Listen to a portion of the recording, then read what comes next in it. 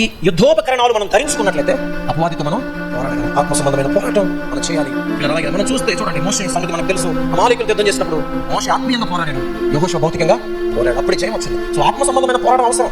మనం మోషే చేతులు దించాడంటే చెప్పబడుతున్నాయి, కింద ఓడిపోతున్నారు ఇశ్రాయేలు ప్రజలు.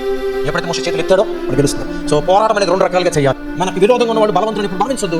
యెహోషాపాతు బలమైన శత్రువులు వచ్చినప్పుడు 3 రాజ్యాలు గెలిచి వచ్చారు. అమ్మోనీయులు, మోయాబీయులు, ఎదోమీయులు వచ్చినప్పుడు దేవుని చేసాడో మనకు తెలుసు. దేవుని మందిరం మీద ప్రార్థన చేసినప్పుడు దేవుడు అన్నాడు, యుద్ధము మీరు చేయక్కర్లా, మీ పక్షంగా దేవుడు చేస్తాడు. దేవునికి స్తోత్రం. అప్పుడు వాళ్ళు ఏం చేశారు? వారు దేవుని స్తుతించడం మొదలు పెట్టారు. హల్లెలూయా. చూడండి, వాళ్ళు దేవుని స్తుతించారు. యుద్ధానికి ఎవరైనా యుద్ధ ఉపకరణాలతో ముందు వెళ్తారు, బలముతో, కానీ వాళ్ళు స్తుతులతో ముందుకు వెళ్ళారు. దేవునికి స్తోత్రం. మనం స్తుతించినప్పుడు సాతాను కోటలు కూలిపోతాయి.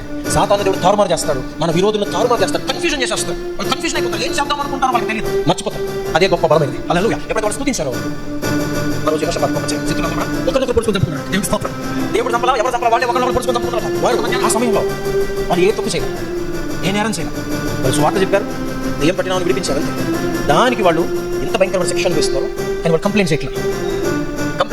దేవుడిని తిట్టట్లా, ఏంటి ప్రభా నీ కోసం ఇంత బ్రతికితే ఇదా నా గతి అనుకోట్లా. వాళ్ళు కీర్తనలతో దేవుని స్తుతించారు. దేవునికి స్తోత్రం కలుగునుగా. Power in praise. అద్భుతం జరిగింది మనకు తెలుసు. జైలు కుటుంబంలో రక్షణ పొందారు. ఆత్మ సంబంధమైన పోరాటం మనం చేయాలి.